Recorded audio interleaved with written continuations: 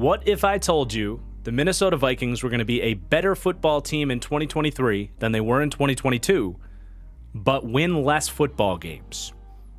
Well, that's what we're going to discuss here today. Welcome in, everybody, to the Vikings Deep Dive, a series here on the channel where we break down all 32 teams leading up to my number one ranked team in my power rankings.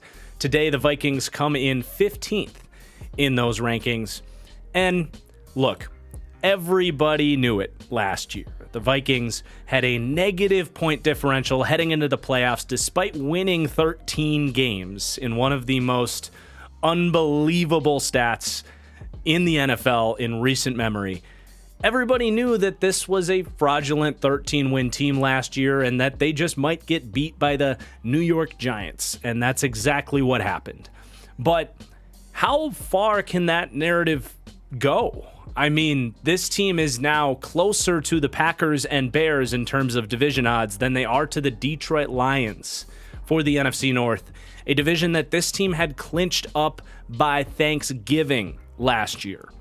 So I beg the question, has the hate gone too far on the Minnesota Vikings? And I think when we get into this team today and look at all the talent that led to a lot of those wins last year, it's fair to say that this team is quite underrated right now, at least according to public perception and those gambling odds. So it's going to be a really fun one to get into. I'm looking forward to it. Before we do get started, a lot goes into this series. It's really important to me that these videos do well. If you could please take a second to hit that like button, I'd really appreciate it. It sounds silly, but it takes just a second, and it's an easy way to support this channel. Also, make sure you subscribe so you don't miss any of the 14 remaining team deep dives. And join me on this quest for 100,000 subscribers here on YouTube. I also want to remind you that yesterday I dropped my interview with Arif Hassan, Pro Football Network superstar and Vikings writer. Had an amazing conversation with Arif. I do recommend you guys queue that up to listen to that right after this. It's another 50 minutes of Vikings coverage. You're not going to want to miss that interview, so make sure you check that out. But without further ado, let's get into it. First things first, taking a look at this team's offseason, which was a very fascinating one, where they were obviously a 13-win team last year. But Kwesi, the GM, and Kevin O'Connell, a couple of younger, maybe more analytically minded football minds, looked at their team last year and said, yeah, it was a great year, but we did go 11-0 in one-score games. We had a lot of deficiencies with this team, and while we're not going to tear this thing down to the studs, we're going to say some tough goodbyes to some veterans that are probably slowing down a little bit or getting older. We're going to get a little bit younger and build for the more sustainable long-term success of this football team. And ultimately, they said goodbye to a lot of veterans and a lot of guys from the previous regime. You know, Dalvin Cook, Eric Kendricks, Adam Thielen, all gone here. They say goodbye to some other big-name veterans as well, in Zadarius Smith and Dalvin Tomlinson. Those are a lot of key snaps, key players, and big roles to fill. And I don't think in one offseason they replaced all of that talent. I wanted to kind of go about this section of the video a little bit differently here, try something a little bit different to see if it flows well, so we'll see how this goes. I want to jump right to the positional movement chart and just go position by position and break down the pluses and minuses at each position group.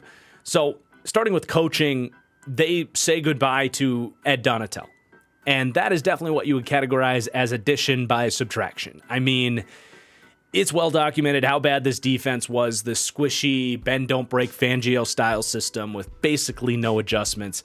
If you haven't seen my video on Fangio style defenses yet, where the Vikings took the brunt end of my criticism for a lot of defensive coordinators in the NFL, a few weeks after that video dropped, Ed Donatel got toasted by the New York Giants and later fired. So, you can always check that out, but, they are going to get Brian Flores as the defensive coordinator, and that's a huge upgrade at the coaching staff, even if everything else is staying the same. Quarterback, you're not going to have any movement there other than bringing in fifth-round rookie Jaron Hall to compete for a backup spot. At running back, I do have this as a slight downgrade, where Dalvin Cook is out the door. Running back is a very replaceable position, but Alexander Mattison is not proven to be a starting caliber back, and I would argue he doesn't have the athletic upside of a Dalvin Cook. They also do draft one of my favorites, Dwayne McBride, in the 7th round. Would see this as potentially more of a good replacement for Dalvin Cook if he had that draft capital that would tell you he's going to play a lot. If he's on the field, I like what he could give the Vikes, but I don't know how much he's going to play this year. Then at wide receiver, even if they're saying goodbye to Adam Thielen, this to me projects as an upgrade now and especially into the future. Addison might not be quite as reliable as Thielen, but I think the overall juice and explosiveness that he's going to bring to the room is going to leave that room better off next year than they were last year. And, losing Adam Thielen was definitely a part of the plan here as they spend a 1st-round pick on Jordan Addison. They also are going to bring in Brandon Powell, some wide receiver depth, and a punt returner. The offensive line staying neutral. They are going to keep the same group and go with the continuity approach there, so not much to say there. Not even a single draft pick on the offensive line. They like that room clearly, and they're expecting some development there. At tight end, they, of course, acquired TJ Hawkinson mid-season last year at the trade deadline. That alone could be viewed as an upgrade for the season as a whole, but they go out and get Josh Oliver on what was a pretty surprisingly large contract for Oliver. We'll get into his potential impact on this team, but it is an upgrade. He's going to be an upgrade at tight end too for them, and they'll very willingly say goodbye to the undersized, perpetually injured Irv Smith, who's going to head to the Bengals. Hopefully he can stay healthy out there in Cincinnati.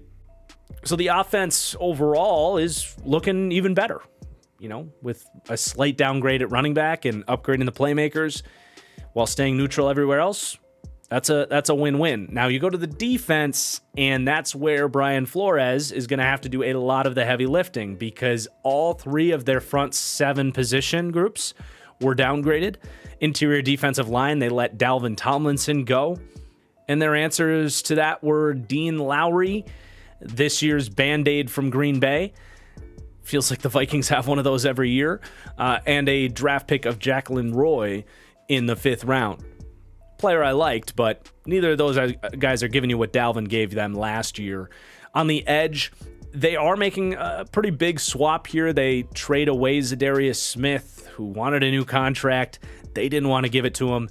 And they bring in Marcus Davenport on a 1-year prove-it deal. I like Davenport, but number one, health is a huge concern for him. But even the best Marcus Davenport seasons are not what Zadarius Smith gave this team last year. So I do see edge as a downgrade. Linebacker as well, I also see as a downgrade. They're hoping Asamoah can step up at linebacker, their 3rd-round pick last year. They also stole Yvonne Pace in undrafted free agency, one of the best undrafted pickups in the entire league, as well as signing veteran Troy Reeder. But I don't think anybody's going to downgrade argue that was a downgrade at linebacker, at least for now. Eric Kendricks, of course, heading to the Chargers, was still playing pretty good football last year, although not in his typical Pro Bowl form. And then you get to the cornerback room, and it's a lot of kind of plus and minus. They really looked at this group and said, we got to overhaul this unit. And I don't remember a team that just blew up their entire cornerback room like this. Over 3,000 snaps are leaving the building. So Patrick Peterson, who played really well for them, just turned 33. So they're moving on from some age there. Duke Shelley, a street free agent pickup for them that balled out in the second half of last season, but probably not a scheme fit for Brian Flores. 5'8" corners with, 4.5 speed don't make the best press man corners. And then Cam Dantzler as well, I don't think is a scheme fit, and they let him go. Now, those guys all played pretty well when they were on the field for this team last year, unlike Shannon Sullivan. And Shannon Sullivan would be another one of those additions by subtraction types. He was last year's Band-Aid from Green Bay, and he was definitely someone teams could pick on in the slot. So whoever's playing in the slot, I think, will be better than Sullivan. But they're turning to a bunch of different options there in that cornerback room to hopefully fill those snaps. So that's going to be Byron Murphy, who they're hoping can replace Patrick Peterson as their CB1. And then they're hoping between Andrew Booth and Mekhi Blackman. Booth was their 2nd-round pick last year, Blackman their 3rd-round pick this year. They're hoping between those two guys they can be as good as Duke Shelley and Cam Dantzler. I will say those two guys definitely project better as man corners, so I understand it, though it is risky. They also signed Jawan Williams. a former second-round pick from the Patriots that's actually ahead of Andrew Booth on the depth chart right now. So if it weren't for Chandon Sullivan leaving here, I would say this is a downgraded cornerback room, but I think the automatic upgrade of losing Chandon Sullivan is going to at least make this neutral. But needless to say, it could just be unknown with this cornerback room as well, where like this is a huge X factor and swing point for this team's defense. And then at safety, I wrote down slight upgrade because Lewis Seen returns from injury. That's a first-round pick getting back into the mix, even though we don't know if Seen's actually going to start. Otherwise, that group is mostly the same. They did add Jay Ward out of LSU in the 4th round, and then no change with the kicker-punter room. So I think I like going through the offseason that way. You guys can let me know in the comments down below if that little change there worked for you. But let's get into the next section of the video here, where we're going to break down this coaching staff, what the schemes are going to look like on both sides of the ball, and we'll rank these coaches against the rest of the league. And Kevin O'Connell now heads into year 2 with a lot of respect earned. Year 1 stepping in for the Vikings, obviously winning 13 games. Even if a lot of them were close and quote-unquote lucky, that's still an impressive feat in your first year as a head coach. Goes to show you that this team was not panicking in those big moments and was able to execute down the stretch for what it's worth. And I think you really felt it from the second he showed up, taking over Mike Zimmer, who had been here for so long, kind of being a more relatable younger head coach, setting a new culture and getting that team buy-in right away. And I think the Vikings are in very good hands in terms of leadership, overall culture, and are going to earn a lot of the benefit of the doubt into the future with Kevin O'Connell. I think the arrow is certainly pointing up for him after doing a good job in year 1. And then in terms of just offensive coaching, and Kevin O'Connell is the offensive coordinator here. No offense to Wes Phillips, but Phillips has just kind of been following Kevin O'Connell around for the last 5 years plus, and O'Connell's calling the shots here. And I do think O'Connell's a little bit better as a pass game coordinator than he is as a run game coordinator, though tier 2 for pass game coaching, which is really high, and then run game coaching tier 3, which is still solid but not sensational. And that's a little bit of carryover from what we've seen from Sean McVay, and I think O'Connell was guilty of this as well, in that they ran about as much wide zone as anybody. I think they were top 5 in the league in percentage of their runs that were outside zone, but they were towards the bottom in counter and trap and pin and pull, and really varying that run game up. And it just makes their run game a lot more predictable in a league where everybody at this point is repping how to defend outside zone and building their fronts to defend outside zone. It's really important to mix things up in the run game, and I would love for them to take a look at that and make some improvements there. But I will say, I think his run-pass balance is very good. He knows when to go run, when to go pass, when to mix in a screen. Kevin O'Connell as a play caller, I think, is really just dialed in and knows when to push what buttons. In the pass game coaching, it's a lot of the Sean McVay play action shots and stuff. But even in like the 3rd down drop back game, I felt like he did a really good job leveling into zone defenses and finding ways to get his receivers open. So again, the Vikings are in very good hands offensively with Kevin O'Connell and Wes Phillips underneath him. But man, let's talk about Brian Flores, because this was the get of the offseason for the Vikings and really for any team in the NFC. And I don't know if I can remember a assistant coaching spot getting upgraded as significantly as the Vikings going from Ed Donatel, who I think was, bottom 3 in defensive coaching last year, at least, to Brian Flores, who I think is one of the 3 to 7 best defensive minds in the league.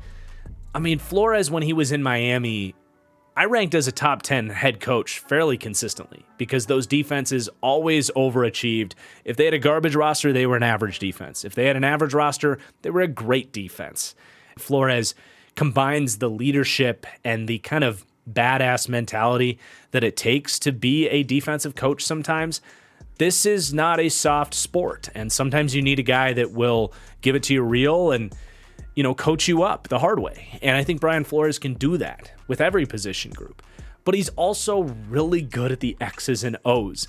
He is especially gifted at designing stunts and creating phantom pressure where he'll show blitz from one side and then drop that side into coverage, and then someone's coming unblocked from the other side, a screaming defensive back.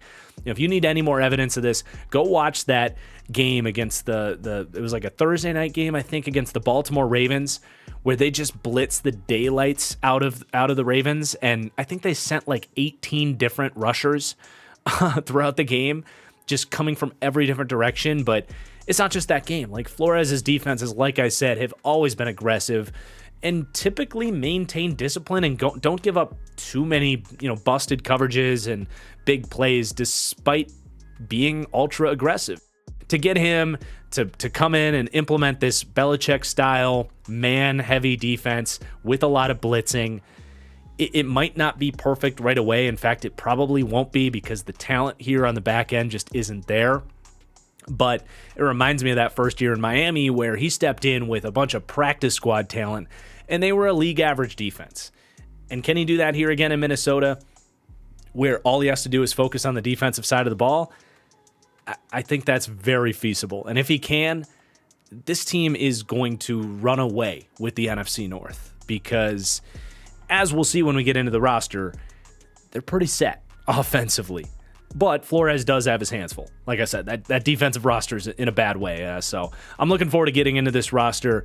But first, training camps are here and football season is just around the corner. But at Underdog Fantasy, you don't have to wait until late August or early September to draft your favorite players and compete for huge cash payouts. In fact, Underdog's Best Ball Mania 4 is the biggest fantasy football competition of all time with, wait for it, $15 million in cash winnings.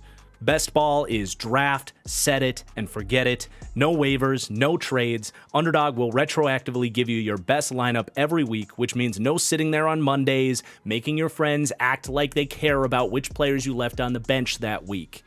I've loved filling out my best ball teams this summer, and I know you will too.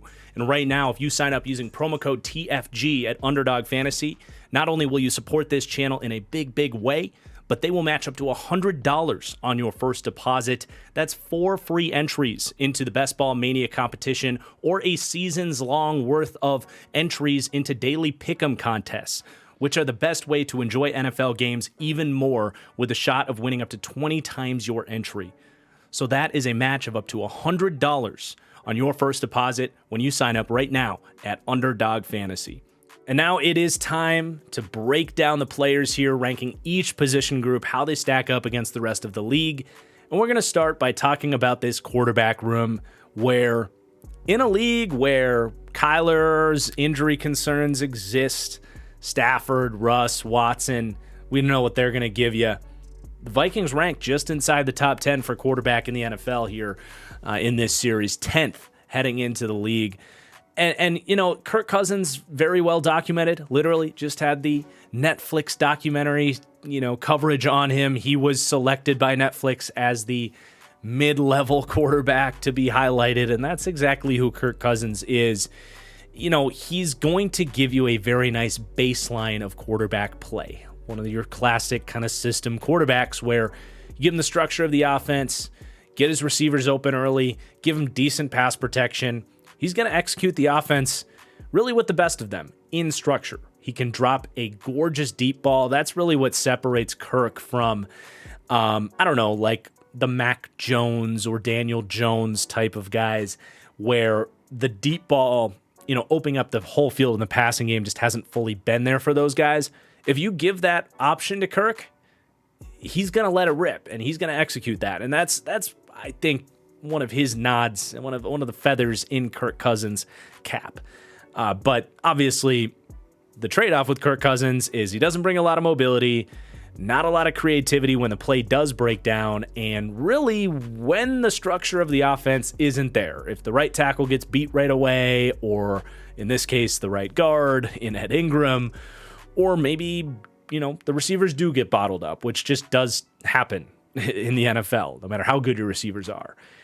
when the structure of the offense in those situations isn't available to Kirk Cousins and he has to improvise and he has to extend plays, it's just incredibly erratic. Like, honestly, sometimes he'll impress you. Sometimes he's in the zone and he shows good pocket presence where he'll step up, he'll elude a sack, he'll even pick up a first down with his feet.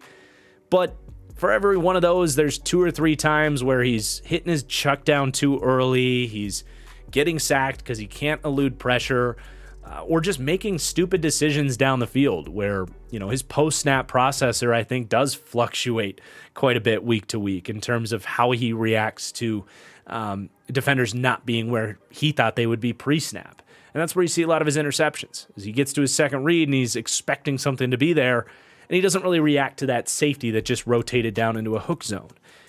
Inversely, some weeks he's super hot and he sees that stuff developing in front of him. So there is a streakiness to Kirk Cousins, but the baseline is very solid as long as you give him the right tools around him.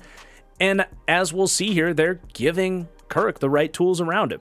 So do I expect Kirk Cousins to finish the season as my 10th ranked quarterback? No, probably not. I think some of those higher upside guys, whether it's guys like Kyler Murray, Matthew Stafford, Russell Wilson, or even the younger guys trending up, I think some of those guys will inevitably pass Kirk Cousins up because they just have more talent. But you know what you're getting here. We saw what this offense looks like with Kirk and a lot of help. They're giving him even more help this year. And I think it's crazy that the Vikings are so far behind Detroit in this division when we saw what Kirk can do last year with all this help, and it's, a top 10 offense in the NFL. So, a pretty good outlook for the Vikings. It's impossible not to think about the lack of upside and where is this going? Are they stuck in QB purgatory? Yes, absolutely. Do I expect them to win a Super Bowl with Kirk Cousins? No, I don't. But given where they are in the state of this NFC, they're in a good spot for now. As far as the backup room is concerned, you've got Nick Mullins, career backup type. They're hoping, though, that Jaren Hall can take that QB2 job sooner rather than later. Hall's a fascinating pick. They got a lot of physical talent there in the 5th round. I didn't like him quite as much as a lot of people. I just thought, he was so inconsistent, for lack of a better term, whether it was accuracy or decision-making. But there are tools there. He's a very poor man, Zach Wilson, if you will, which isn't saying much, but I still thought it was a solid pick in the 5th round, and there's some tools there. We'll keep an eye on him. 10th at quarterback, but we mentioned they're giving a lot of tools around Kirk Cousins, and that's going to start with the 5th-ranked group of weapons in the NFL, obviously highlighted by Justin Jefferson. And he's the best wide receiver in the NFL. I said it. I think it's safe enough to say that. Maybe Tyreek Hill's speed is a little more valuable to an offense. I don't know, but in terms of like complete skill set, down in, down out reliability and consistency, Justin Jefferson's got to have the crown. And it's so weird because like he's not the fastest guy, he's not the biggest guy, he's not even the quickest guy. Like he's honestly kind of lanky and an awkward mover at times. But he's so sharp with his technique in his routes that he is able to get in and out of his breaks so quickly. The one thing he does have that I would say is an elite physical tool is acceleration, his ability to get into his routes in a hurry and to burn guys off the line of scrimmage and his release. That's where it really shows up as an elite tool. That really is where you can see some elite physical tools. But he has several elite overall tools. I mean, he has a rare ability to just come down with the football. Call it game awareness, call it body control, call it all the above. I mean, Kirk has the utmost trust in Justin Jefferson that he can put it in his proximity, and as long as he has a sliver of a step on the defensive back and he can get to the football before the DB, JJ's coming down with that thing almost every time. He's also the ultimate force multiplier. I don't think there's a receiver. I would need to check the analytics. I don't have him on hand, but I would bet my mortgage that no receiver saw more double coverage, true double coverage, than Justin Jefferson. And that happens less than you'd think, but it opens things up for everybody else. And that's when you look at Jordan Addison coming in here and say, like, that's just the perfect freaking fit and spot for Jordan Addison. So that's a nice transition. Let's talk about their first round pick, Jordan Addison, who had his faults as a prospect. And I think he went in the draft about as high as he could have gone, but again, to the perfect spot and the perfect fit. But he's a tiny guy. He's like 170 pounds, soaking wet. He's under 6 feet tall. He ran 4.5 at the combine. He doesn't have blazing speed. He's going to have to be a bit of an outlier if he's going to be a high-end number 2 wide receiver, similar to the way that like Devonta Smith doesn't have those defining physical traits. I don't think he's quite Devonta Smith, but he does have similar characteristics in terms of some of that football awareness.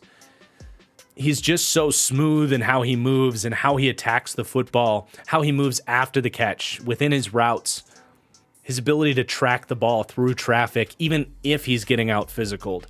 There's a lot of special there with Jordan Addison.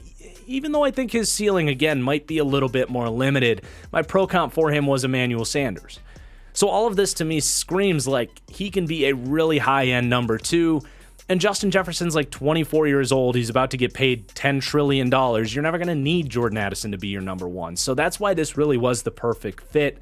You talk about Jefferson drawing double coverage, drawing number 1 corners. And that's going to open everything up for Jordan Addison. He's not going to get the best press corner on the other team. Zones are going to open up more because they're shifting towards Justin Jefferson. He's going to be able to play much more in space, and he's got a coordinator that's going to be able to scheme him up into space. So I'm really optimistic that Jordan Addison can be a great impact right away and settle in within the first, 500 days of his Vikings career as one of the better number 2 wide receivers in the NFL. I think in terms of fantasy, both these guys are going to produce. You do have to pay up to get both these guys. I think Justin Jefferson's like the number 1 pick on Underdog Fantasy, and Jordan Addison, I believe, is the first rookie receiver off the board. I think for this season, I can't really argue against the idea that Jordan Addison's going to get the best statistical production out of these receivers, even if I did have him as a clear-cut 4 between the other guys that went above him. In terms of landing spot, this was ideal, as I've said like 5 times now. But then we get to your number 3 wide receiver in KJ Osborne. And now he gets to, he was already the number 3 wide receiver, so I guess he just gets to maintain that role. It's kind of weird with Osborne. You like a lot of what you see. Sometimes he's showing deep ball ability. Sometimes he's showing athletic juice, tough contested catches. But week in, week out, the consistency just hasn't been there for him. And for him to be your wide receiver 3, you're okay with that. If they would have asked him to step up into a wide receiver 2 role, you'd be a little bit more curious in terms of, can he provide wide receiver 2 consistency? Well, he doesn't need to do that, right? You got Jordan Addison there. But they are going to be in 11 personnel quite a bit, though less this year than I think they were last year, which is something Arif talked about in that interview with them bringing in Josh Oliver. But when you're in 11 personnel here, this is about as good as it gets. Obviously highlighted by Justin Jefferson, but this could be a very clear-cut 1-2-3 picture here. And like we said earlier, give Kirk Cousins everything he could possibly need from the receivers. And then you've got, by the way, a rock star tight end in TJ Hawkinson that from the second the Vikings traded for him just looked like a new man. I mean, literally had 19 targets in his first 2 games, right after getting traded to Minnesota. And it was pretty damn steady the whole way through. You kind of throw out the Week 18 game against Chicago. That was meaningless. But other than that, last 3 games, he had 13 receptions, 7 receptions, 10 receptions. And not just the stats, though. Like, he looked athletic. He looked tougher after the catch than I remember seeing in Detroit. He was run blocking, winning tough catches. I think he was 5th among tight ends in contested catch percentage last year. I will say there's some moments where he left a little bit to be desired in like critical moments, but for the most part, man, this was such a good trade for the Vikings. They are going to have to pay up for him, but a 2nd-round pick and a 3rd-round pick for a top 5 tight end in the NFL who's still young and maybe even trending up, Hawkinson was a top 10 pick in the NFL draft. Seems to be just entering his prime. So you pair that with what we just described as one of the best threesomes of wide receivers in the league, and you really start to ask why those gambling odds in the NFC North are what they are, because this offense really could be fireworks with everything coming together here this year. Now, I will say it's pretty much just those four. This is one of the thinner groups that we've discussed so far. With the wide receivers, there's nobody you trust, especially Jalen Reagor. You might get an explosive play from him once a week, but at this point, anything you can get from him on a consistent basis is house money.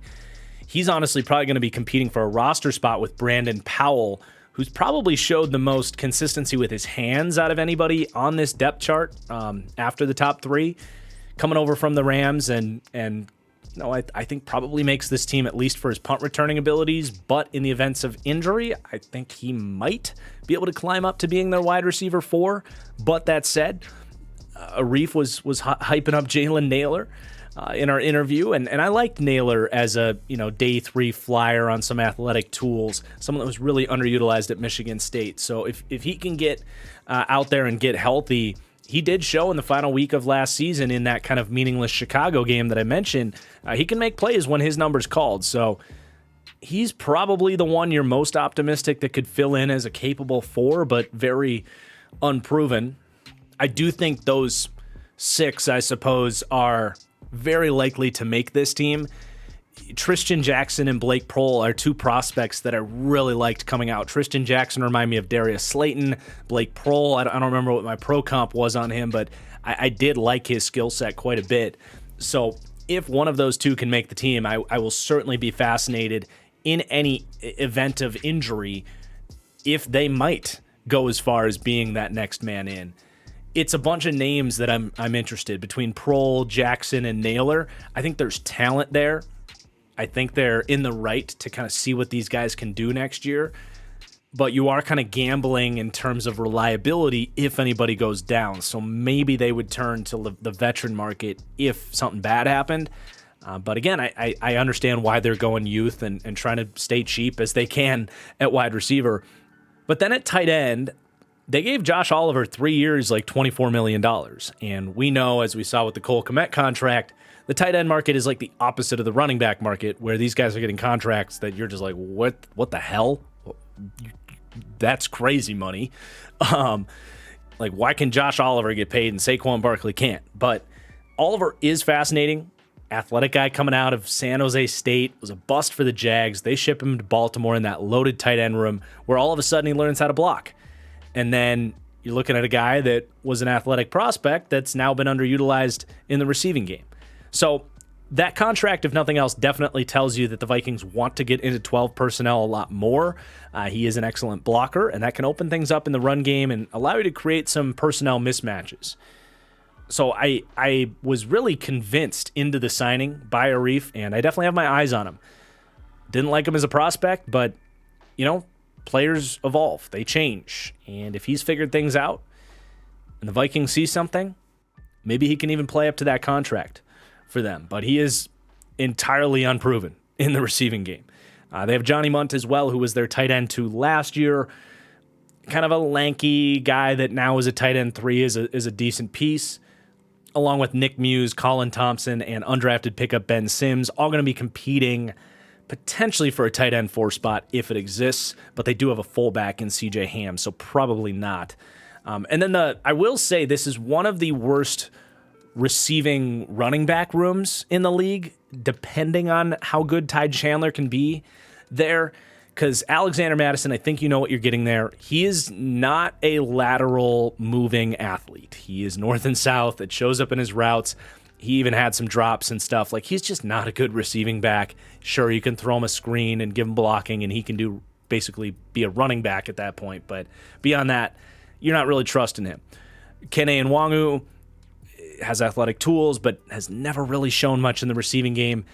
Dwayne McBride, I love him as a runner, but very stiff guy and did nothing as a receiving back at UAB. So you look at Ty Chandler, who has that kind of scat back build, has great speed, was somewhat utilized at North Carolina as a receiving back, and that's where there's going to be real opportunity for him. If the pass protection's good and his hands look solid, I fully expect third downs to go to him. And in that event, we get to see what he can do. But he is unproven at the NFL level. He's really the only receiving back there that you're even remotely scared of lining up and beating you on a route. So again, 5th in offensive weaponry. And if Jordan Addison can be like a good number 2 right away, if he can be Emmanuel Sanders, which was my pro comp for him in year 1 as a rookie, there's no reason this can't be in the same exact breath with like the Eagles, the Dolphins, and the Bengals for like the best group of weapons in the NFL. Spoiler alert, those teams are ahead. But let's switch up to the run game a little bit, where we are going to revisit these running backs. And this is where it's not as optimistic. The Vikings do rank 28th, and we've said this about other lower-ranking running back rooms. It's not necessarily that I'm concerned about the Vikings running back room, despite ranking 28th. It's just that there's so many good running backs in the NFL, and not many of them are on the Vikings. I'll say that, They're turning the keys to Alexander Mattison, who up to this point has shown to be a really reliable number 2 back, a really nice change of pace guy to Dalvin Cook. And he's been a spot starter. When Cook gets hurt, Madison's been able to step in and, is a reliable guy that can consistently gets what's there in terms of his vision being very good. He sees cutbacks well. He runs through arm tackles. He's got good acceleration. He's got good power, probably better power than Dalvin Cook to, kind of fight for tough yardage. But in terms of explosiveness and home run ability, it's not really there with Alexander Mattison, and I don't expect it to be there. But I do think he's going to be a good starting running back. And I can understand why they wanted to get cheaper here. And in terms of production, I'm expecting 1,000 yards and 8+ touchdowns. Like, he could have a year similar to I would compare it to what Miles Sanders had in a good situation in Philly last year, or maybe Jamal Williams with Detroit, where it's you don't think the guy is a top 10 running back on film, but his production might be up there because the offense is going to be in a really good spot. So I think all of the fantasy football crave about Alexander Mattison is totally justified, especially when you look at the backups and see that there's not really anybody knocking at the door to take a lot of carries. You have a lot of juice here with Kene Nwangwu and Ty Chandler, and even a guy in Dwayne McBride who hit a lot of home runs in college, if you will, with breakaway runs. And I think these guys will get sprinkled in, and they'll, try to get the corner on outside zone and get some explosive runs from those guys. But in terms of workload, it's going to be very minor compared to how consistently they're giving the ball to Madison. Now, I do like the upside of really all 3 of these backs, and I think the opportunity for them to eventually overtake Madison, into 2024 and beyond, is possible. Kene Nwangwu had one of the most ridiculous combine performances for a running back ever. Wasn't a good football player at Iowa State, though, but better run blocking here and a really good scheme fit in a wide zone. A guy that's come into the league and is one of the best, if not the best, kick returner in the NFL behind former Viking Cordarrelle Patterson. The upside there is undeniable. Ty Chandler, we talked about his ability to get on the field potentially in the receiving game, but he's another guy that was a little bit more productive at North Carolina. He's a lot smaller. It is a little bit harder for these guys that look and feel like scat backs that don't always run through arm tackles or run through defenders. They can leave a little bit to be desired from a consistency standpoint, but again, you love the home run hitting ability there. And then Dwayne McBride, you got to highlight him, man. He was such a fun watch at UAB. His vision, his light feet, despite being such a bigger guy, he reminded me a lot of Arian Foster as that big, smooth. And remember, Arian Foster entered the league as an undrafted free agent, not someone that was regarded as this exceptional athlete. And that's Dwayne McBride. I love the running style, his ability to set up bad angles and then capitalize on them with jump cuts to make safeties and linebackers miss.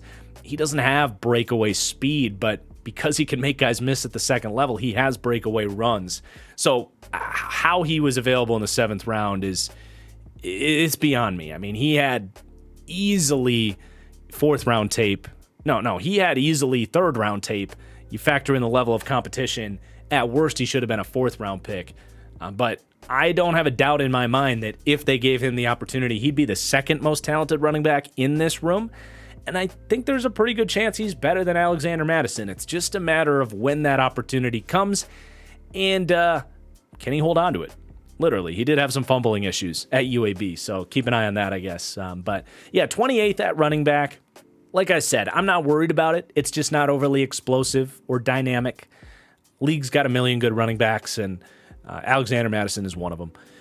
And then they are going to get a slight boost from the quarterback run multiplier just because this team does run so much play action, and Kirk Cousins is actually pretty good on those play action boots, which does keep that backside end honest. Even if Kirk Cousins is one of the least athletic starters in the league, the scheme and his execution within that scheme does help the run game a little bit, though not much.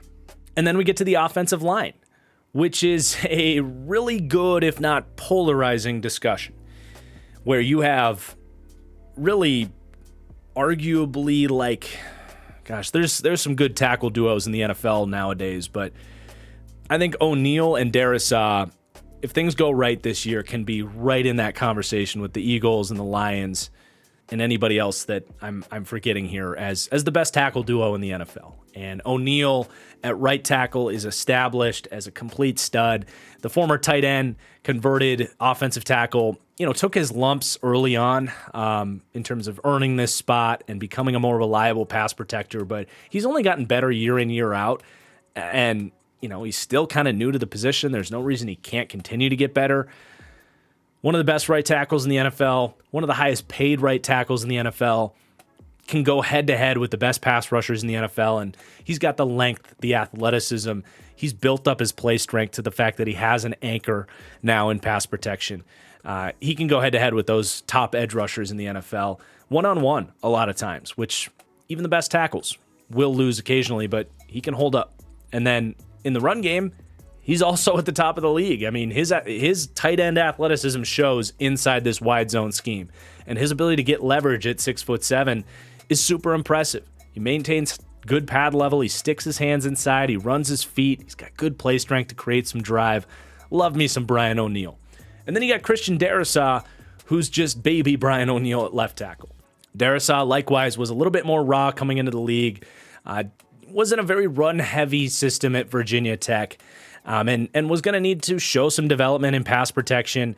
And in year two, very, very reminiscent of Andrew Thomas, who came into the league, struggled as a rookie. Darrisaw dealt with a lot of injuries in his rookie year, but really just hit the ground running in year two. Looked really polished in pass protection. Such a great athlete with incredible play strength to get out on the move in this wide zone blocking scheme. He graded out incredibly well per PFF last year. The film shows it as well. I picked Christian Darrisaw as my breakout offensive Viking in the Arif interview that we keep alluding to because I really think he's going to take that next step up towards being viewed as one of these elite level left tackles. And I just don't think the general public is aware of just how big of a steal the Vikings got in Christian Darrisaw. So to have a tackle duo like that is rarefied air and is obviously going to help this group out. But they do rank 15th in pass protection. So middle of the league there for pass pro. And you look at that tackle duo and you're like, how is that possible? Well, you go inside and you're like, well, you got Ezra Cleveland and Garrett Bradbury, who are okay pass protectors, although a little bit lighter, can be overwhelmed by power. And then Ed Ingram, who is, I would say, quite safely the worst pass protecting right guard in the NFL heading into 2023. Like, if you aren't giving Ed Ingram double team help, he is going to lose. And I didn't see a whole lot on his rookie tape or his LSU tape that tells me that's going to be any different. I could not believe he went in the second round. I thought it was a egregious overdraft, and he played like someone that belonged as a day 3 project thrust into a starting opportunity because of draft capital. And I think that is the biggest red flag for this Vikings offense this year. That's not going to be controversial. So that's how you go from a premium tackle duo down to the 15th group in pass protection, is you do have some questions on the inside. Now, run blocking is much more steady with where those tackles are at towards the top of the league. They rank 7th in overall run blocking because you got Ezra Cleveland at left guard, really good athlete. He's gotten better and stronger each year. Heading into a contract year, I expect good things from Ezra Cleveland this year. Garrett Bradbury, likewise, had a nice bounce-back season. I don't love his play strength, but in a wide zone heavy offense, he can really seal that nose tackle, climb to the second level as well to linebackers and match their athleticism. So, especially with Bradbury, this scheme is a good fit for him. And even Ed Ingram can accidentally push guys back from time to time because he is really athletic and strong. Though a lot of times you see him falling off blocks or leaving double teams too early or just straight up letting defenders cross his face because he just doesn't have that natural awareness at the position. But the blocking they get from their skill players actually is enough to help out this run blocking grade a spot. With an average group of run blocking skill players, they would have ranked 8th in run blocking, but you got a pair of tight ends that are going to get them in, about as good as you can ask for in terms of blocking in 12 personnel between Hawkinson, who's a good blocker, and Josh Oliver that showed last year is a great blocker. He got paid, $6+ million a year strictly based on the floor that his blocking provides. You got one of the best fullbacks in the league in CJ Ham, who they love to use and move around as a lead blocker. And then you got, Justin Jefferson's a good run blocker. Osborne's okay. Addison, not so much, but if one receiver's a problem there, you can find a way to move him around or move him off the field and protect that. So I know they had their struggles kind of consistently getting this to all be put together in the run blocking last year, but I think the addition of 12 personnel, keeping Darrisaw healthy, another year of continuity with the coaching staff in this group, it will all come together for this to be one of the 10 best run blocking teams in the league. Their O-line overall ranks 10th, by the way, so just on the cusp of being or I guess they are, a top 10 offensive line in the NFL. Vikings fans rejoice because they have had some rough years on this O-line, and other than Ed Ingram, they're in really good shape, but that is a pretty damn big weak link that they're going to have to find a way to work around, unfortunately. Now, I do need to interject as I edit this here on Tuesday. I did see that they are working out Dalton Reisner, which would be huge to solidify this offensive line and clean up that right guard turnstile that is Ed Ingram. So that would crank up their pass protection a couple spots, and it wouldn't change their power ranking at 15 or anything like that, but would just be a really nice move from this staff and make me feel even better about this O-line. We'll see if they fill that out. Now, as far as the depth goes, they really got to stay healthy. I mean, they have some guards that could step in and be okay. Oli Udoh, Chris Reed, if he can stay healthy. Both are like replacement level guys. Udoh did play tackle late in the year when Darrisaw went down and was okay, but now they've got him listed back at guard.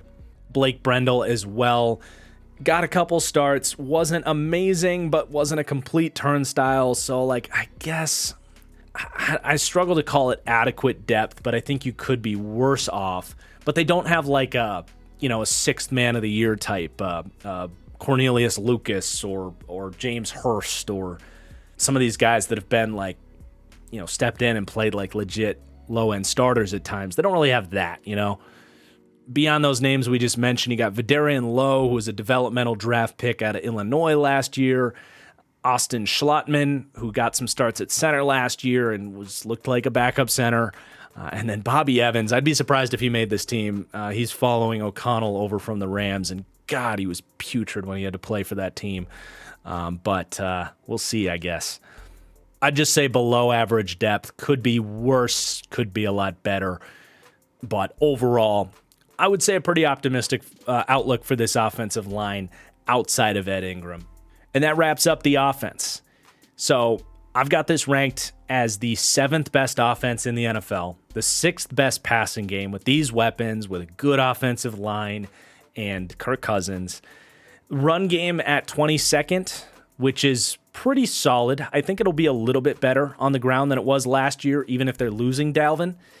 And I think the added use of 12 personnel will be a big factor in that. So obviously, I'm high on this offense. It's the reason I'm higher on the Vikings as a whole, as I do have them above Detroit in this series and in this division. It's going to be a damn hard group to stop. You got to kind of hope you can get through Ingram. You got to hope Kirk has a bad week. It's kind of your best shot at keeping this team under 20 points. And, we're going to look at this defense in a minute, but, 25 points a game for a Brian Flores coach defense, that's going to be a pretty damn good team no matter how much talent you lack on the defensive side of the ball. Now, let's look at just how much talent they do lack as we go through the defensive position groups here. The defensive line's okay. I'm not too worried about this group. They rank 17th in overall pass rush, 20th in D-line run defense. They do have some weak spots. Danielle Hunter is not one of them. It has been announced that Danielle will be back. They gave him a little bit of a pay raise, much deserved. Danielle needs to fire his agent because the contract he signed like 4 years ago was ludicrous. He was like one of the most underpaid players in the NFL based on, I know he had a couple injuries in there, but based on the position he plays and the production he has when he's healthy, to get paid like $14 million a year was insane. And he signed like a 5-year contract. That was just dumb from the beginning. So he's finally starting to get a little bit of money, but he wants a long-term deal, I think. Hopefully he can earn that this year and play pissed off. And there are few defensive ends, edge rushers that have the physical tools that Danielle Hunter has. He's 6'5", 263 pounds, has the length, the power, not a ton of bend, but enough bend to turn the corner. He'll mix in some different pass rush moves, but he'll mostly win with the threat of that speed and power. Complete player. Can rush the passer, can defend the run. Being able to retain him was necessary for this defense. I'm a big fan of Danielle Hunter, and I'll be pulling for him to get a big deal, whether that's here or somewhere else, because like I said, he's earned it, he deserves it, and hasn't received that yet. But he's kind of their saving grace. And a huge reason they rank close to the middle of the pack defensively for pass rush in the NFL. But beyond him, they do bring in Marcus Davenport, which I do want to be clear. Like, I like this signing quite a bit. 1 year, $13 million, a prove-it deal for him as well. There's a lot of value in veteran prove-it deal contracts. The thing with Davenport, it's just health at this point. I love Davenport when he's on the field, fully healthy, but he's had 1 year in his career where he's played over 500 snaps. And that's a big reason why that contract is lower than his kind of per snap production would indicate. He's a $20 million a year pass rusher, but if he's only playing half the year every single year, and sometimes these like really lengthy, jacked up, like super physically gifted athletes do struggle with injuries. And I think that's been the case with Marcus Davenport and is expected to be the case. Otherwise, somebody would have paid him a long-term deal because he was probably the best pass rusher on the open market, but it's just a matter of how often do you get Marcus Davenport. On the field, love his power, has genuinely one of the best bull rushes in the entire NFL because of that combination of length and speed that he can convert into power. He's also an excellent run defender. They've played him as a 4-eye. New Orleans has always loved those bigger-bodied ends, and honestly, here with Brian Flores, they can even put him inside the tackles as kind of that Trey Flowers, maybe Zach Sealer role in this defense from time to time. I don't want to do that a ton, but you can get a little bit of extra juice out there, and he can hold his own, even as an inside shade at the tackle in a base 3-4 front, or in their, I'm sure they're going to run a lot of 3-3-5 as well, with being that kind of Belichick influence. You can check out what I said about that in the Patriots deep dive if you want to hear more about the 3-3-5 that will probably be here. But yeah, I mean, I like the signing. It's just a matter of how often he's going to be out there. If you get a healthy Davenport for 1,000 snaps, yeah, it might be more like the 13th pass rush, but I am baking in the fact that about half the time you can probably expect that that's DJ Wanham out there opposite of Danielle Hunter. And there's not a more average, basic number 3 edge rusher than DJ Wanham. He's gotten a lot of sack production, because he's had a million pass rush snaps for the Vikings, and inevitably he's going to walk into the quarterback once every couple weeks. And a lot of fans see those sack numbers and say, well, he's a little bit better than that. But in terms of pass rush win rate, the film, his ability to line up across an opposing offensive tackle, he just doesn't have a lot of skills and tools to do that. He's an above average athlete. He's got above average size, but he's got a below average skill set. And there you go. You have an average player overall. So if he's your starter for half the season, it's very, very meh. Now, to keep things on the edge, and then we can turn to the inside a little bit more, I am interested in Patrick Jones out of Pittsburgh. Heading into year 3, he has not played a lot, but was a third-round pick, if not an early fourth.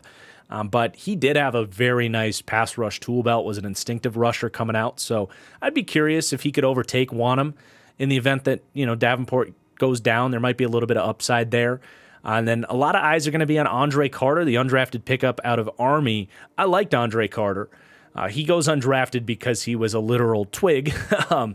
It's not really his fault. At Army, you kind of have to be in shape and do all of those drills and stuff to be in the Army, and it's just difficult to maintain the form of a NFL defensive end, especially when you're 6'6", 6'7". So it's going to be a kind of development plan for him. I imagine they'll keep him on the 53 just because someone would probably steal him off the practice squad. But in theory, he's really a crafty rusher. He's got some nice movement skills to drop into coverage. And with Brian Flores here, could be someone to keep an eye on in year 2, but definitely don't expect anything from him in year 1. Should have been drafted, in my opinion. His tape was good enough to draft him. Then you got some undrafted types. Luigi Villan, one of the best names in the NFL. Benton Whitley. And then Curtis Weaver was an interesting guy coming out of Boise State, but he's been a guy that kind of the opposite of Andre Carter, was a little bit chubby coming out, and like his tape coming out, but hasn't been able to get on the field in like 4 or 5 years. But clearly Flores likes him because he was there in Miami with him. But then you turn inside a little bit, and it's just not a good group. I mean, I like Harrison Phillips for what he is. He's a good number 2 defensive tackle, really good run defender, nasty guy up front who gets easy leverage, plays with good pad level, excellent at the point of attack to shed, keeps his eyes in the backfield, does everything you'd want from a 3 technique as a defensive tackle, and he can even hold up in the nose when you need him to. As a pass rusher, he's got some technique, he's persistent, but he's not getting a whole lot of early wins. Sometimes he'll win with power against lighter guards. He had adequate pass rush production the last couple years, and that's to be expected. But the physical explosiveness isn't going to give you a ton of consistency from him as a rusher. And he's the best you got. You do have Kairos Tonga, who's going to get a lot of snaps this year.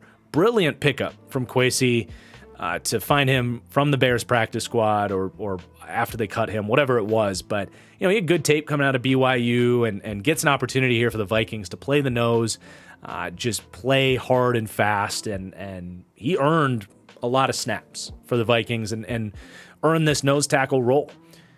I do think the arrow is pointing up for him to just be a capable starting nose where he's getting 350, 400 snaps a year. He even has a nice first step. He's not useless as a rusher. So you're optimistic that you stole him, and you're excited to have a guy like this that you got for free, but he's not a game changer, right? He's just someone that allows you to, eat up some double teams, clear things up for the linebackers, and maybe he lucks into a pressure here or there with his get off. In time, maybe he can develop more discipline and shed ability and playmaking ability. But for now, capable interior nose tackle. They bring in Dean Lowry, who I mentioned earlier is this year's Band-Aid from Green Bay. He is like the most basic 3 technique you could ever draw up. He's a little bit light. He's a little bit tall, which allows for some added quickness as a rusher to be okay. He's had 35, 40 pressure seasons in his prime, but he's fallen off the last couple of years. And because of that height and lack of strength, he will get annihilated off the ball. Sometimes he'll shoot a gap and make a play, but Really, he's going to rotate a lot of the time with Khyiris Tonga and some of these other guys in their 4-2 fronts, or 2-4, whatever you want to call it. It's a 4-2 with the edges standing up. They'll rotate depending on the down, with Lowry being pass rush downs a lot and Tonga being run defense downs a lot. I will say, in Lowry's defense, as a 4-eye, that's probably his best position in run defense, where he can just be a penetrator and be, in a lot of ways, what they had in Zach Sealer for the Dolphins. So I guess I see what they see, but we haven't seen high-end play from Dean Lowry to get excited about that. But we'll keep an eye on the scheme fit, maybe being better for him. We know Green Bay doesn't always put their players in the best position to succeed. In fact, they kind of never do on defense. But then you go a little bit deeper with the interior group, and you got some hybrid types. Jonathan Bullard, more of a veteran. James Lynch, a little bit younger. Very similar players where, kind of like we said with Dean Lowry, you put him as a 4-eye in your base fronts. He can penetrate a gap and do some stuff as a run defender, but very much role players. Lynch did show some stuff last year as a 3-tech, and maybe there's something there. But he's heading into year 4. I'm not expecting much more than just a solid rotational piece. Jacqueline Roy, 5th-round pick out of LSU. Love this spot. I had a 3rd to a 4th-round grade on Roy. I just felt like he was one of these few rookie prospects that can hold up against the run right away. I loved his shed strength paired with his quickness. Very much a baby version of what Mazi Smith was coming out of Michigan. And I think he's going to be their best backup run defender. In fact, I would trust him as a 3 technique more than Dean Lowry. So I do expect him to play depending on who's coming off the field. He's not so much going to play the spots where Bullard and Lynch will play as more of the defensive end, so to speak. Roy's going to be more of a nose tackle / 2-tech, 3-tech backup. But I like him. I like the pick. I think he can turn into a solid piece for a defensive line. Otomewo, another one of these hybrid ends, was a really good run defender as an edge at Minnesota. So another guy, maybe the scheme fit does him wonders. And then you got Ross Blacklock, who may or may not make the team. They traded a, whatever pick for him last year, and he played horribly again. I just don't think he's got it. I think his play strength is about as bad as it gets for an interior lineman. And I don't care how athletic you are. If you're getting pushed around like him, you're not going to be a good NFL player. So he's got to put it in the weight room if he wants us to talk about Ross Blacklock. Some other pieces as well, competing for spots, guys like Sheldon Day. I'm not fully expecting anybody other than Day to maybe make the team. But yeah, it's a bunch of role players. There's worse interior depth, and there's certainly better. But again, they rank 17th in pass rush. Solid, pretty good. And 20th in D-line run defense. My issues with this defense don't really stem from this defensive line, though I don't think this is a game-wrecking group either. The issues start with the linebackers, though I'm not horribly concerned about this position group. They kind of rank towards the bottom of that bottom cluster of just like decent rooms, if that makes sense. They rank 29th in linebacker coverage, 30th in linebacker run defense. So they bring Jordan Hicks back, the veteran, 31 years old now. But despite that age, he did have kind of a career year in run defense. 53 defensive stops, PFF run defense grade of 80.2.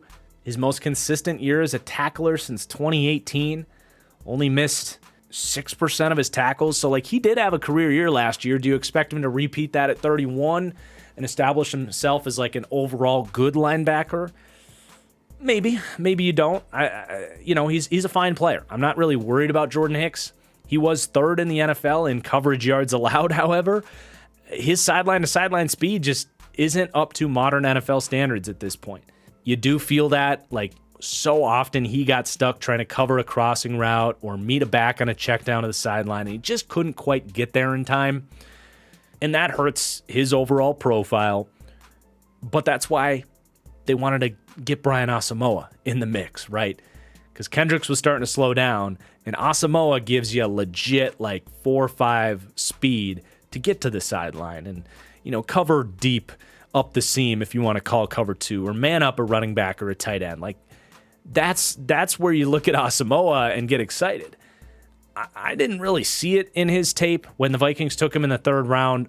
other than the physical tools. But as we know, this is a physical tools draft and develop position. And now I'm a big fan of the coaching he's going to get and the scheme that he's going to get to play in. They're going to be able to use him just like the Dolphins used Jerome Baker, who likewise struggled a little bit earlier, but they really tapped into his speed and his athleticism, turned him into a quality linebacker. Baker, in fact, very similar. He's 6'2", 225 for Baker, 73rd overall pick, ran a 4.53. Asamoah, a little bit shorter, 6 foot, 226, but he does have good length. The 66th overall pick, at the very top of the third round last year, and I think Asamoah ran like 4.54 or something. It was fast. He's a hell of an athlete. But right now, it's all just kind of pent up in a lightning in a bottle, waiting to be let go. But that's really what you're hoping for, is lightning in a bottle with Brian Asamoah to be one of these mid-round gems that figures things out at the next level. But right now, the run defense, you can't count on it. He is undersized, but beyond that, just like his ability to read his keys and play with discipline and get there on time, it's just something you have to question based on his college tape and the small sample size in the NFL. But the upside is absolutely there to at least be a adequate run defender and a really good coverage player, just like Jerome Baker. So we'll see. Now, I do think they are going to ease Asamoah into this defense, or at least protect themselves from his lows by using Josh Metellus as a dime linebacker. It's so fitting that we just had the Patriots deep dive because literally I published it on Saturday talking about Belichick's, 3 safety fronts, the 3-3-5, using that extra safety as a dime linebacker. And then I was in attendance at Vikings training camp on Saturday, and there they are, running a base 3-3-5 front a lot of the times with Josh Metellus lining up at linebacker in those nickel defenses. And boy, I got to tell you, these New Jersey rules were confusing because Asamoah is built like a safety and wears number 33, and Josh Metellus is a safety wearing number 44, which is a linebacker number, and plays a lot of linebacker for the Vikes. So, Tom Brady wouldn't like this after he complained about the jersey rules. These guys are going to be moving all over the place. And with Flores having that Belichick background, I fully anticipate, him to tap into some of that 3-3-5 stuff, and I love it. It's worked well for Bill, and I think could help elevate this below average roster with the scheme. Metellus himself is unproven, but I liked him as a box safety coming out of Michigan. He got in some limited opportunities as a safety last year for Ed Donatell's defense and actually played pretty well. And that's as like a hybrid quarters, cover 6 heavy defense where he's playing over the top a lot. I love him, what he could look like as a dime linebacker here as kind of that, kind of like the Kyle Duggar role, the Patrick Chung role. I think Metellus could be a good player. Absolutely. So we'll keep an eye on how they use him and how well he plays in that spot. I'm definitely intrigued. As far as the depth goes, Troy Reeder, veteran Band-Aid pickup as depth, whatever. If Asamoah is unplayable, you can go to Reeder and you're not going to be excited about it, but it's fine, I guess. Troy Dye, athletic guy that hasn't really played much. 4th round pick out of Oregon, sticking around here. Honestly, probably needs to compete for a roster spot. Avon Pace, however, another one of these amazing undrafted pickups for the Vikings. We already talked about Andre Carter. Pace did crack my top 10 linebackers list, so to see him go undrafted was certainly a surprise. Though at his size profile, not the biggest surprise in the world. He's about 5'11" on a good day, about 225, 230 pounds. He's a small dude, and he's got a very unique play style. He's definitely an acquired taste. Not every team was going to be interested in Avon Pace, but to see him land with a Belichick or a Brian Flores, something like that, where they love these kind of skill players, if you will, skill specific players, where even if he's not a starter, they can put him out there in the exact place and time where his skill set can thrive. And that's Avon Pace as a blitzer, where his tape as a blitzing linebacker was like unreal. He has this diverse set of packages, pass rush packages. He's got lightning quick feet to sidestep pass protecting running backs. He's got swim moves. He can bull rush into pass blockers, bend, you name it. So I do think he'll play maybe 50, 60 snaps this year, all on third down in certain packages. Where we mentioned already at the top of the show, like Flores is going to dial up some interesting blitzes. And Avon Pace is going to make this team, and he's going to be a part of those. And I think he's probably a guy, like, if he ends the year with 20 pressures on 65 snaps with 5 sacks, not going to say you heard it here first because all the draft analysts really like Avon Pace, but I'm certainly not going to be surprised. As far as, like, starting upside for Pace, I'm not going to say it can't be done. He did remind me a little bit of Jayon Brown with some of that pass rushing skill set we mentioned. He's an instinctive run defender. He's just incredibly hit or miss because at his size, he was just guessing and trying to shoot gaps. I actually liked what he did in coverage a little bit at Cincinnati. He can move. So, like, I'm not going to say it can't. There's not a world where Avon Pace can climb to being a starter, but I definitely don't want him next to Asamoah. That's a tiny linebacker room. For now, he can just be that role player as a blitzer and figure the rest of the stuff out later. I imagine those three probably make it with Quenkow, Beauplan, and Huber competing for a practice squad spot. But, it's difficult to truly shatter your defense at the linebacker spot. They have some interesting bodies. I expect Flores to coach these guys up and make it so this isn't a complete liability. But, there's obvious issues there with Hicks's lack of movement, Asamoah's kind of run defense deficiencies, and just overall unproven coverage instincts. Can't rank this group very high, but I guess I'm not going to say I'm like horribly worried about it. There's not a lot of linebacker groups where that would do it to me. It's known as the running back of the defense for a reason. Unlike the secondary, where a bad secondary can truly cripple your defense, and I'm worried that this is going to be a genuinely bad secondary. They rank 30th for me coming into the year, but man, we're sitting here the 1st of August, and we have no idea not just who their number 3 corner is going to be, but who their number 2 corner is going to be. This is a complete open competition right now for the CB2 and CB3 spots. Now, they did sign Byron Murphy. Good veteran signing. I like Byron Murphy. He is a complete good baseline starting corner. He's got good man technique. He's got good zone instincts. He's a above average athlete with below average size. It spits out a good number 2 or number 3 corner in a good secondary. Asking him to be your number 1 in a man-heavy system is a tough ask. He's going to be the best they have coming into the year, and I'm fine with the signing. I like him as a player, but eventually they're going to need more than Byron Murphy as their best corner. And then I mentioned the competition. It's not like New Orleans where you have 3 good corners competing for 2 spots. These are 4 entirely unproven pieces that are trying to emerge here. Right now, the number 2 corner that looks like he's likely to be a day 1 starter is a Caleb Evans, actually, who got the most playing time, for this Vikings team last year. Really athletic guy coming out of Missouri.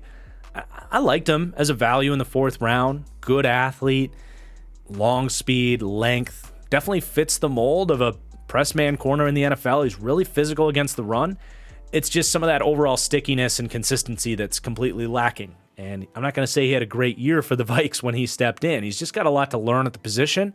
But right now he seems to be the front runner, and we'll see how the season goes.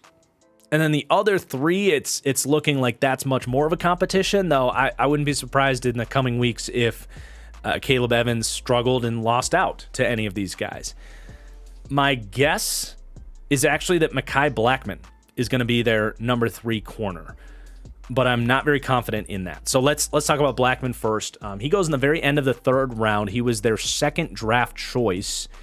And I definitely see why Flores likes him. He's fast and scrappy, and in theory can be a good man corner in the NFL, but he just wasn't a consistent cover player at USC. I watched the tape. I watched the Senior Bowl tape. I watched his college tape, and I'm like, he's just a little loose in coverage. I don't love his reaction time. I think he's inconsistent as a run defender. Again, I see what tools Flores saw that said that's the corner I need. But if he's starting and he's anything like he was in his final year at USC, I think NFL quarterbacks and NFL receivers are going to pick him apart, because in the NFL, that half a step that you're okay kind of lagging behind in college becomes a glaring weakness in the NFL, and I'd be worried about that. So another wait-and-see corner there, and then, there's going to be some Vikings fans that aren't going to like this. Andrew Booth right now is actually even behind Jawan Williams, who's a former second-round pick for the Patriots, lengthy, and of course the Patriots connections with Brian Flores coming over, lengthy press man corner, a matchup guy. I think there's a world where Jawan Williams ultimately gets snaps and is a decent, kind of like how the Bengals use Trey Flowers to line up on tight ends and dime packages and stuff. Right now, I think they're using him as a placeholder to kind of kick Andrew Booth's ass a little bit and say, hey, this job is not being given to you. Really physical run defender, Jawan Williams. Like, there's not a lot of receivers that can block a 6'3", 215 physical corner like him. But obviously, the hope is Andrew Booth can win one of these jobs. Booth was viewed as a consensus first-round talent that falls to the second round because of injury concerns. Turns out he couldn't get through his rookie season healthy. And when you're away from football that long and you're already a young player, it's just you get behind the eight ball pretty quick in the NFL, especially when you get a new coaching staff coming in that isn't going to just hand you the job. So Booth has all the tools to, turn this thing back around in a hurry, but he's got to completely prove it. I liked the pick when they made it. I thought he was worth the risk, but I will admit, like, a guy falls because of injury concerns, a team takes a risk on him, and he struggles to stay healthy. Like, it's hard not to open your eyes to that a little bit, especially when he doesn't come out as like the surefire starter to start camp when he is healthy, which right now he is. So it's going to be a very fascinating camp battle. Ultimately, I'm not excited about whoever emerges. There is athletic upside with technically all of these guys, Jawan Williams included, because of his size. For what it's worth, whoever wins this battle will have earned it. They're clearly not handing this job to anybody. So in theory, you're going to emerge with the better two of those three, as long as the better two of those four, as long as the coaching's making the right decision. But you got to ask the question of, is this a talented enough group to hang in the NFL, and how much is it going to hold this team back on defense, especially in a man-to-man heavy system where they're going to put a lot of pressure on these guys? It's very fascinating. That's already 5 deep, so there's not a whole lot of depth left in the cornerback room to discuss, but you do have Tay Gowan, lengthy guy coming out of UCF who has very minimal playing time in the NFL, and then Kalen Barnes. Not surprised to see a Belichick-minded coach pick him up. My pro comp for him coming out was Keon Crossan, who was drafted by the New England Patriots as like a 7th-round pick with a ton of speed, who took a couple years and then eventually became like an adequate coverage player and a good special teamer for the Houston Texans. To me, that's Kalen Barnes, for whatever that's worth. Really fast corner that's going to definitely get drafted in a lot of fantasy Madden drafts. That's about the extent of my Kalen Barnes analysis. Then you got 3 undrafted pickups looking at this room as a potential opportunity. We'll see if, Colden, Jalen Williams, Najee Thompson, we'll see if they make the team. Wouldn't be surprised. Then you get to the safety group, and honestly, it's not great. I still think Harrison Smith can play. I do think he's lost maybe a quarter step. Doesn't quite have that range to necessarily play the post. He can still read the quarterback's eyes and be a step ahead. He can still play free safety. I'm curious, like, how much of that he's going to do here. Honestly, like, I don't know, because Cam Bynum is probably a little bit faster than Harrison Smith at this point. And then obviously Lewis Seen, who we're going to have to talk about, ideally could become the free safety. But right now, Seen as well is buried on this depth chart. But yeah, Harry is one of the best run-defending safeties of the decade. He's a first-ballot Hall of Famer, in my opinion. But at 35 years old, he's just not able to do a lot of the things he used to do. Still the best player they have in this secondary, though, which I think they would prefer that not to be the case. But you're still happy he's around. And I will say, like, if Seen can emerge as the free safety, and we'll talk about him in a second, but that would allow Harrison Smith, in theory, to play kind of a Kyle Duggar or Adrian Phillips-esque role for this Patriots-style defense. in which case you wouldn't feel that lack of speed as much, and his physical presence around the box, like I said, is menacing. So that's going to come down to player usage and if they're allowed to do that. But I wouldn't be surprised in the least bit if you see Harrison Smith with one of his better years in a while, getting to play kind of that Adrian Phillips, Kyle Duggar role where he's just kind of playing short to intermediate. He's defending the run. He's covering tight ends. Like, he can still absolutely do that. It's just the second he's any more than 10 yards depth, I wonder if he can always get to the playing time in terms of coverage. But you know he's going to be a starter no matter what. It's just more of a question of, like, how does the rest of this room play out? We already talked about Metellus being viewed as someone they really like for these 3 safety packages, which I'm sure they're going to run a decent amount of, especially with all these cornerback questions. You know, I think they say the least, the more often we can keep our number 3 corner off the field, potentially the better. And that's probably smart. And that's where that, you know, high-end coaching grade comes in with the Vikings, protecting their weaknesses. But as of this point in time, it does seem like Cam Bynum is going to be a starter. Now, it's early in camp. Lewis Cine carries that first-round pedigree. And even if Brian Flores wasn't around when they drafted him, this front office was. And, you know, there's going to be a little bit of pressure to get him on the field. And I am not trying to take victory laps on Lewis Cine yet, because I didn't like this pick. I had a second or third-round grade on Cine as a developmental high-end safety. And he obviously got a big setback with that injury. But I will say the things that people are saying about Cine and why he hasn't come into camp as the starter, it's exactly what is said about him at Georgia, where at Georgia, he had the easiest job of any free safety in the world. They just had him play 20 yards of depth, stay deeper than the deepest at all times, and if there's a pass completed underneath, or if a run happens to break past Jordan Davis and Jalen Carter and Nakobe Dean and Quay Walker and, you know, the 5 other first-round picks in front of you, if someone happens to clear into the second level, go run, use your 4.3 speed, and go tackle. In which case, he had great pursuit, great tackling. But in terms of coverage feel and coverage instincts, nada. There was not a lick of tape that showed me Lewis Cine can anticipate routes, can play the post, and basically do anything other than allow, you know, crossers and posts to be completed underneath him and then come up and tackle. In the NFL, if you're going to play free safety, you got to have some bit of playmaking instincts. You can't be all conservatism back there like he was able to be at Georgia. And Bynum, for all his faults, can at least break on a ball and try to make a play. And last year for the Vikings, you know, Bynum played 1,232 snaps. He played every snap for this defense last year. It wasn't great in coverage, pretty solid in run defense, but he was their primary free safety. He had almost 1,000 snaps of free safety experience last year, many of those in cover 3. So that's another competition, and I know a lot of people are going to try to be optimistic about Lewis Cine, and look, there's no denying the upside is fantastic with him. His speed, his size, his tools, they're insane. But based on what I've seen from Lewis Cine personally, I think he's going to need more than the next 3 weeks to take this job from Cameron Bynum. In time, you hope the coaching can come and things can come along for Lewis Cine, but until that happens, there's just not a lot of upside from that second safety spot. I'm not trying to talk up Cam Bynum. He could easily lose this job to Lewis Cine at any point in time, but for now, it is his job to lose. And then you got Josh Metellus, who technically is still ahead of Lewis Cine on the safety depth chart.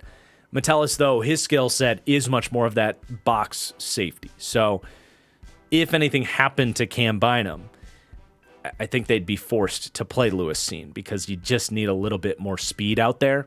But I feel like we covered Metellus pretty well. I think long-term, if Cine's upside does hit and he develops some of those playmaking instincts, can Josh Metellus become their starting strong safety and kind of in a way, the Harrison Smith replacement? There's upside for that to be a really fun, nice duo in a long way down the road. Then we do got to also talk about Jay Ward, a 4th-round pick out of LSU.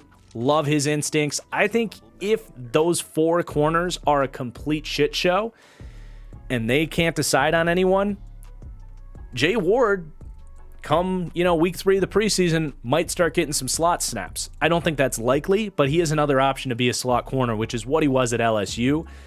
But he was drafted as a safety. I think long-term he's a part of that safety room. For the most part, I view him as a developmental backup, a special teamer, and he's a really athletic guy, really good playmaking instincts. Could Jay Ward someday be a better free safety than Lewis Cine? I'm not going to say I think it's impossible.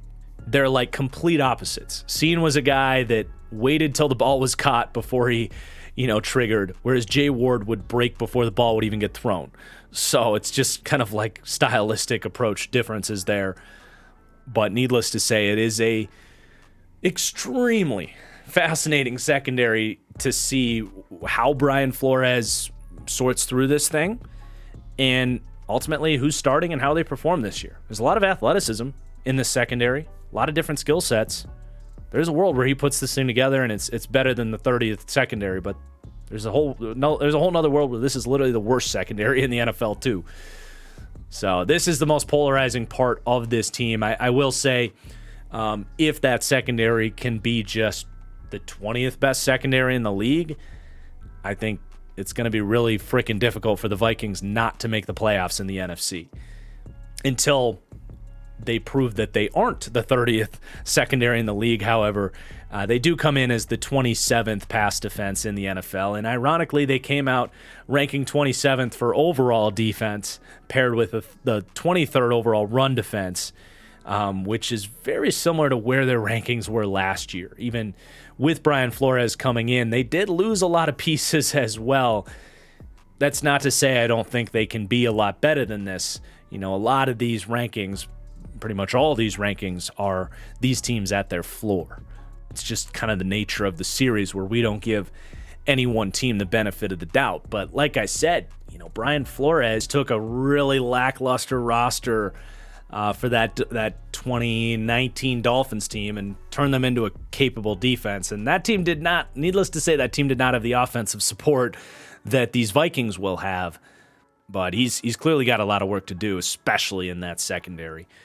So just to recap everything here before we get out of here, 7th overall offense for the Vikings. High praise there, but 27th on defense.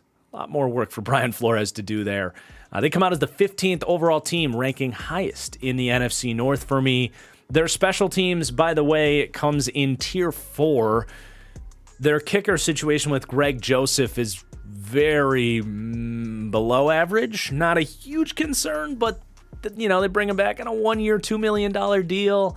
They're taking a look at Jack Podlesny out of Georgia. Vikings and kickers are not exactly the two most cohesive couple of words over history. I just don't always trust Vikings special teams, and I think a lot of Vikings fans will back me up on that one. I did like what I saw from Ryan Wright, the young punter there, and they do have Kane, who's one of the best kick returners in the league. So it's not all bad, but without a great kicker situation, I can't put them up there too high. Should be fine overall with the special teams. To recap their strengths and weaknesses, a couple of huge strengths on the offensive side of the ball do the heavy lifting. That weaponry is special, not just the receivers, but how strong Hawkinson came on last year.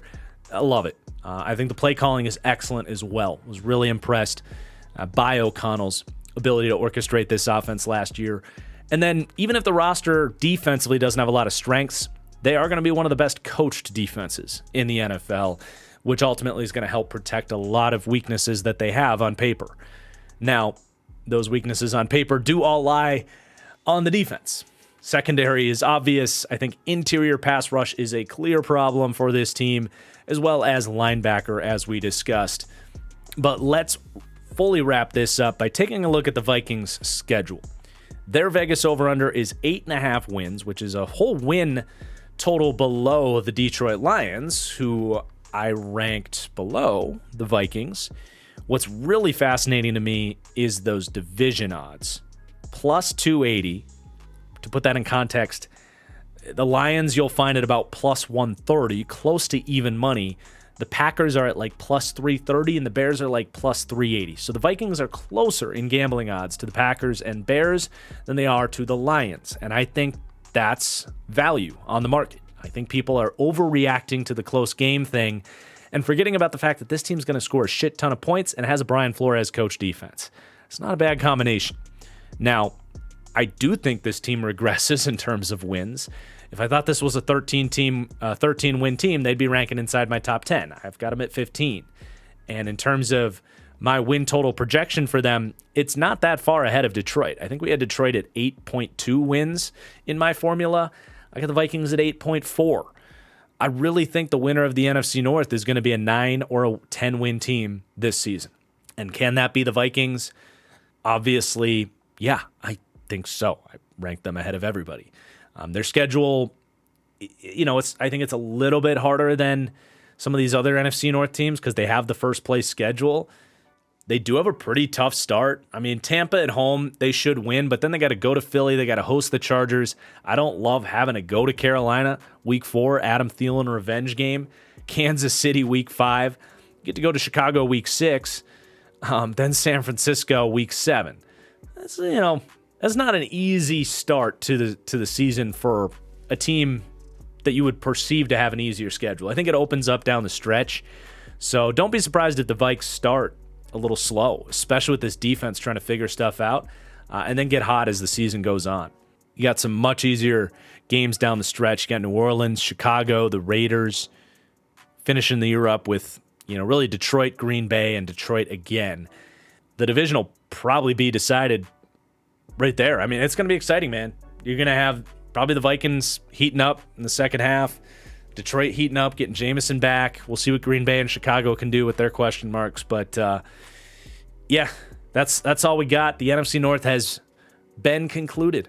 Really hope you guys are enjoying the Deep Dive series. Again, it doesn't have to stop there. If you're sad that the video is over, it isn't. You can, if you haven't watched the Arif interview yet, you can just scroll right down there, click on that link right there. You can go watch another 60 minutes of me talking Minnesota Vikings with one of the most intelligent football minds and Vikings insiders in the world, if not the most combination of those two things. So thank you so much for watching. Please do hit that like button. Vikings fans, you can't really be mad at me.